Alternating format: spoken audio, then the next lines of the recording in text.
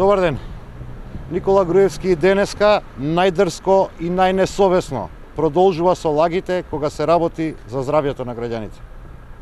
Инвестицијата во кардиологија, која што веќе е одбиена од Министерството за финансии и за која што нема предвидено буџетски средства во буџетот на РМ, денес повторно бесрамно ја најавува. Еве доказ дека Никола Груевски денес излажа. Покрај кардиологија, одбиени се и најавите за инвестиции во здравствениот дом во Валандово, за општата болница во Струмица, за амбулантата во Секирарци, за рентгенот во Кривогаштани, за итна помош во Идризово, за центар за рани во Гинеколошкиот завод Скопје. Меѓутоа и денес продолжува со лажните ветувања. Наспроти неговите лажни ветувања, евеа вистината.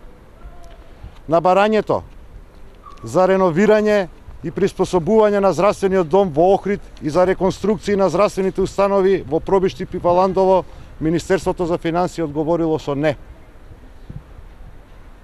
За санација, реконструкција и доградба на болничката зграда на Клиника за хируршки болести Свети Наум во Скопје, одговорот е да не се создаваат нови обврски во буџетот на Република Македонија.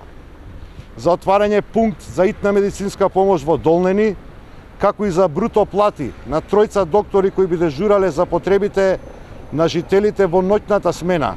Одговорот е не, со предупредување да не се создаваат нови обврски во буџетот на Република Македонија. Ова е вистинското лице на Никола Груевски. Овој човек и денес од вас бара да му верувате дека ќе вложи 33 милиона евра пари кои што не постојат во буџетот на Република Македонија. Заради ваквите негови неодговорни политики почина малата Тамара. Заради ваквите неодговорни политики умираат пациенти по ходници. Никола Груевски нема повеќе што да ветува. Тој замина. За 37 дена заминуваат и неговите соработници од ВМРО ДПМНЕ. Граѓаните избираат живот.